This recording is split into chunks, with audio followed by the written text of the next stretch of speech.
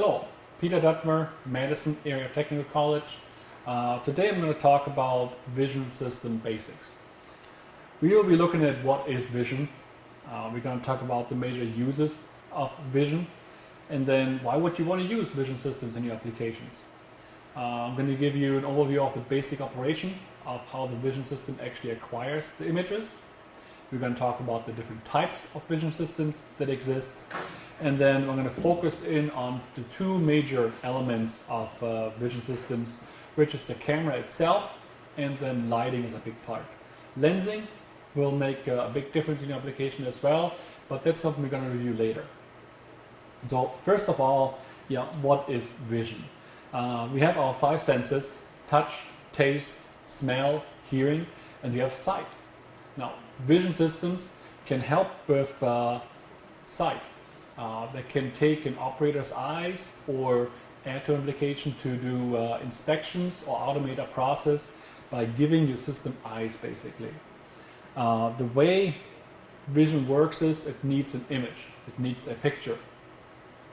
Those images are acquired with a digital camera. There's a lot of data that's involved when it comes to images, and there can be many different types of applications where vision is used. Anything from simple part inspection, error proofing, to using it to find parts on a moving conveyor, identify the location and orientation of a part, and even safety can be done with vision systems these days. But for our sense and purpose, we're going to look at vision and robotics. So first of all, major uses of vision systems. There are, you can count your parts, you can inspect for shortage. If you're trying to pack a box of 6 items and you want to make sure there's always 6 items in it, your vision system can just look for those 6 items that you identify. If one is missing, it could send an error message out and your system can respond to that. Very often they're used to identify flaws or irregularities within our component, like a sheet of paper that's coming off, or other materials that need to be inspected for any flaws, surface flaws, or tears, or missing components. You can also do dimensional measurements. Many systems come in different flavors and varieties. Some can do more measurement, some can do simple calculations, but measurement again, either dimensional or position measurement. In robotics, often we use position measurements to identify the location and orientation of a part we want the robot to pick up. The more sophisticated your systems get, and the more sophisticated your lighting, your lensing, and your cameras get, you can do presence absence, you can look at colors of items, brightness, you can color inspect, you can do edge measurements, meaning you can find the edge of a part and measure over onto a particular component on that. You get a distance measurement. You can do width measurements, of maybe an extruded sheet of metal. You want to make sure it always stays within a certain width, and you can use multiple cameras to do that. Positioning, again, we want to make sure that a part is positioned a certain way. Think of a keyway on a gear that we want to pick up and put onto a shaft. We have to make sure the keyway is rotated in line with the key so it can be slipped onto our shaft. Now, other uses of vision systems is in robotics specifically error proofing, and then location and orientation.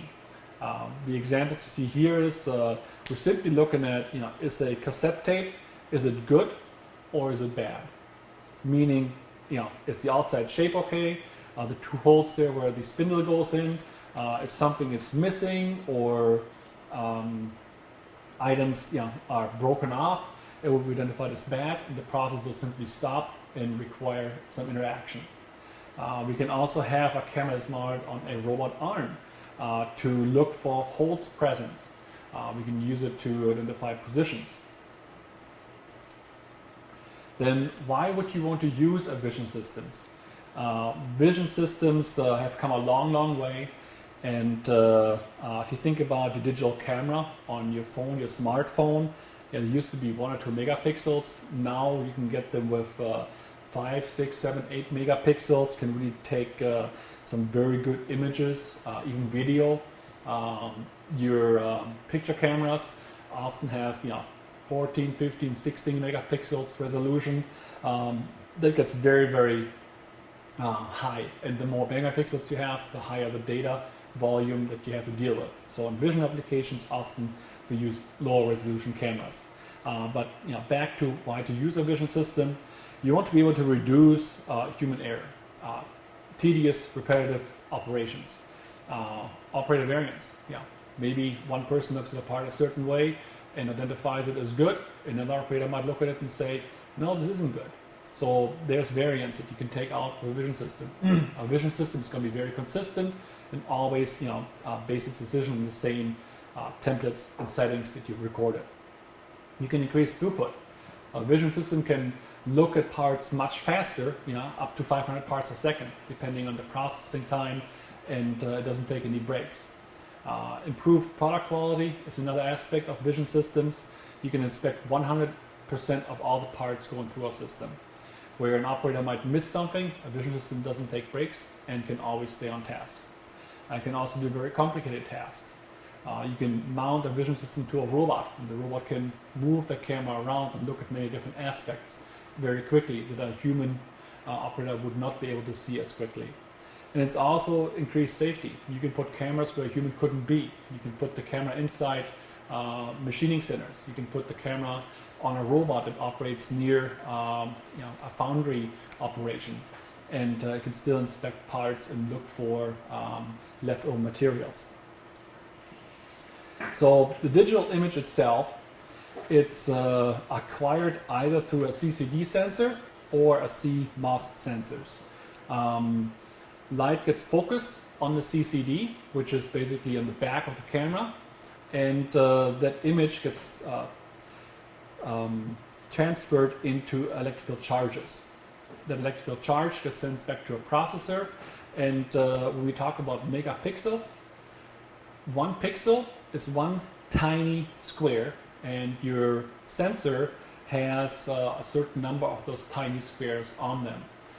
Each one of those squares can then have a different light value and has a different location, which are reassembled to display an image. Now, the basic vision operating principle is that there's a target, we shine light on it, the light reflects back into the camera, we collect that image, we take the data, we process it, we can do measurements on that resulting image, we can do a judgment on that, if it's good or bad, and then send an output to maybe a robot or a different system to decide if we want to proceed on or if we need to do something about the component we just looked at. So again, we have to capture the image, we have to transfer the data, we have to process the image, and we have to output the results somewhere. So the different types of vision systems that are out in the industry, what we're working with the FANUC robots is basically a board that resides inside the controller. That controller can take the camera image in and process it on board, and then send a result out to the controller on board of the robot. There are also complete camera and controller systems. One example is Keyence, is a manufacturer that often has dedicated controllers, and you can hook up different cameras, multiple cameras, even light controllers. Each one of the systems has the advantages and disadvantages. The last of the types that are out there are smart cameras that are completely integrated. Basic in the small box that you see, the processing takes place right there in that small box. It simply sends the results back to an output that you can then work with. Again, if cost is a factor, look at all the options out there. If you're working with robots and vision, it's often best to use a manufacturer recommended vision system. FANUC has that integrated into the controller. You can simply buy cameras, cables, and the software option necessary, and do your programming on the robot itself. through a laptop that's connected. We're going to focus in on two of the major components. Yeah, you see there's several. There's a camera, of course. There's your light source. There are lenses, hardware in general. Yeah, some may need a keyboard, some may need a monitor, some may need mounting hardware. They all need some form of software. Some are on board of a controller. Some run external. You just simply bring the camera image back to that software that's running on a laptop. And then you have to have inputs and outputs. Something that triggers the camera to take a snapshot, and something that can be sent back to a PLC or a robot controller to do something with the output, with the result that came from the processing. So again, obtaining usable pixel data. It all has to do just like with a regular smart camera. If you take a picture at night, you press a shutter, the camera stays open much longer to acquire enough light to create an image. So lighting is very important, and shutter speed. If you keep the camera open longer, it collects more light and can get a better image. But if you move while you take that image, the image can be shaky. So ideally you have lots of light, very short shutter speeds, so you get a sharp, crisp, quick image. You can see here the raw image that we took gets processed into pixels. Each pixel has a value. If it's a monochrome camera, which we're going to be talking about first, you get 256 levels of gray, from white to black and anything in between. And each image then is assigned a location, and the location has a brightness value. Here you see a little bit larger array of pixels, and 480 by 640 pixels is the size of the standard Sony cameras that are supplied with our robots here. You can see the camera and the lens, and they're called 1/3 cameras. Now, as we look across, by the 480 to 640, we get a total of 307,200 pixels. That's a lot of pixels. That's a very low resolution camera. Most cameras out there these days have millions of pixels. But very often in robotics, we're not so concerned about the image quality. It's not something that we want to print out and make a nice print that we hang on the wall. We just need to get the location of a part and maybe see that a part is present or not present, which these lower resolution cameras work very well for. And if you need higher resolution, you can either zoom into a part by using different lenses, or you can use a higher resolution camera. So again, here the elements, as they get captured, there's a grid location.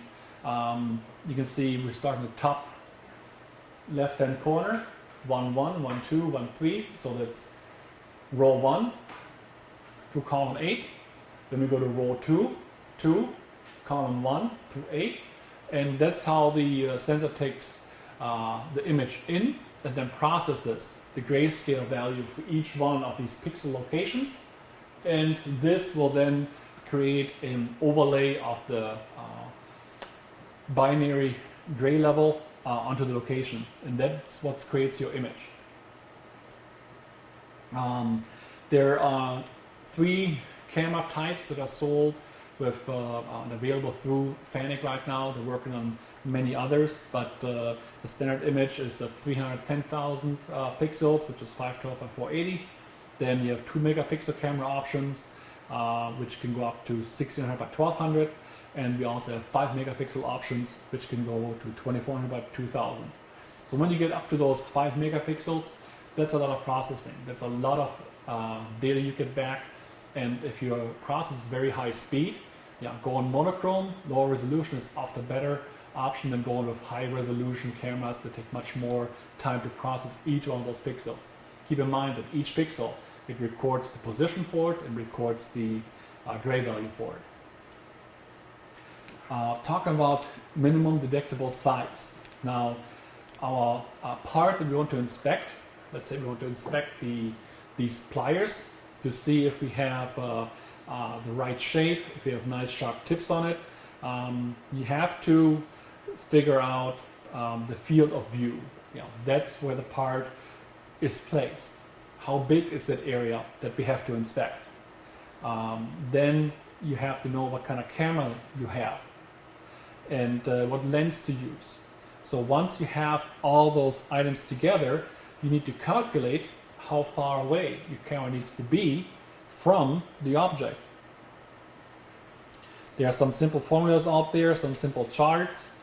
I will tell you from experience, it's often best to actually have a variety of lenses available to do a setup on your table and verify that the off-sense distance gives you truly what you want to see and gives you the resolution to be able to identify certain flaws. So the size of the flaw, the size of the part needs to be within the field of view and needs to be large enough so you have enough pixels to cover that particular item.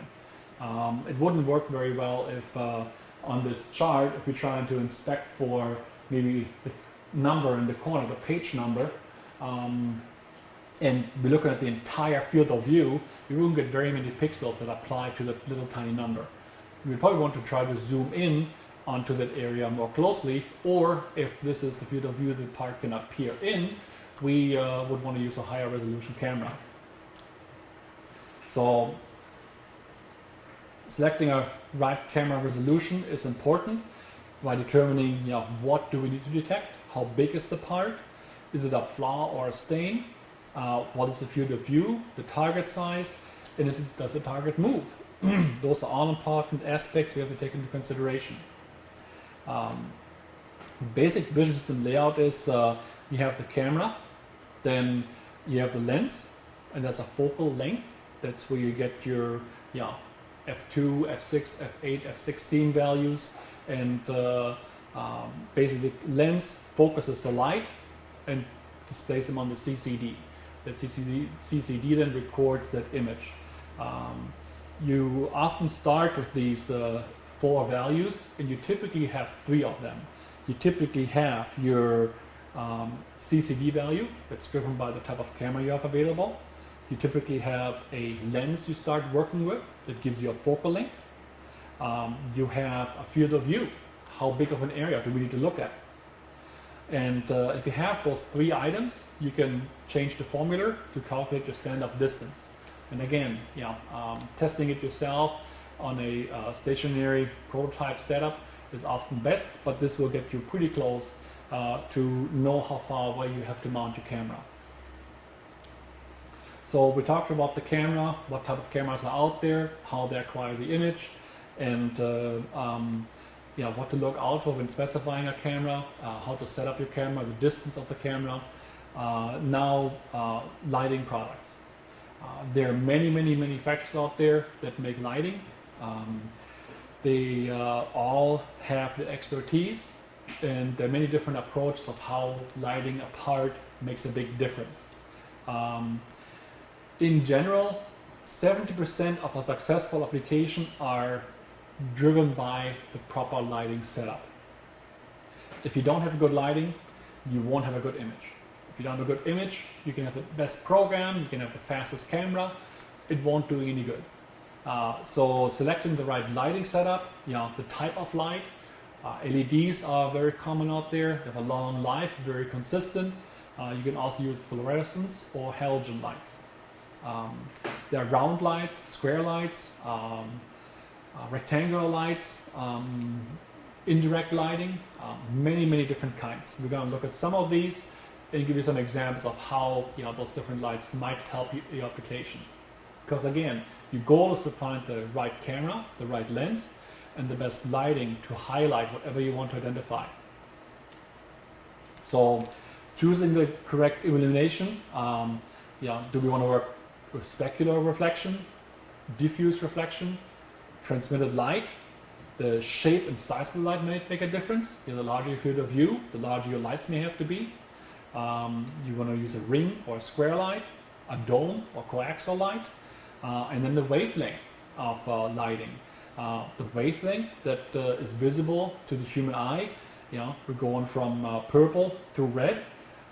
There's nice chart here that illustrates the range of visible light. You can see this small area right here. That is the visible light spectrum. To the left of it, we have ultraviolet. To the right, infrared, which is the sun that burns you. But then it also goes into radar, FM, TV. So there's a very, very long range of electromagnetic light and wavelength that we have to work with. So sometimes it's best to use a filter on your camera to filter out only the light spectrum that you want to see. But again, filters is something we're going to get into later on in these classes. So type of illumination, specular is a direct reflection from the target. So you have your target, you have your light coming from an angle, and then you have your camera receiving the light and recording what it sees. Diffuse lighting is basically you flood the light from the top and then it diffuses out in all directions. Transmitted lighting is sometimes, when you go through a glass surface, the light that is not seen or blocks, can often create a nice background. So background lighting is a possibility to highlight the shape of a part. We also have something that's called bright field versus dark field lighting. Now this gets into the types of lights, and there are many different manufacturers out there that make very special lights with special controllers to help you illuminate certain areas. The bright field is, you can see there's light which is coming from the top. The field of view is illustrated, and the camera then can see the bright area, or if you illuminate from the dark field area, which is more shallow lighting, you can create other contrast. And it's always contrast that you're after, the contrast of what you want to identify to your part. So here are some other common lighting solutions. Dark field again. We're coming from the dark side of the light, highlighting a part. So if you have irregular surfaces, that might help you identify certain parts. And the camera is positioned up above, looking straight down, and coming from the bright field area. Then if you do bright field illumination, the camera is often mounted as a ring light right around the part, right around the camera, looking straight down, and illuminating the part very well. There's also backlight, and again, the part would block a certain amount of light and create a nice outline of the shape, which can be used to maybe measure a part very easily.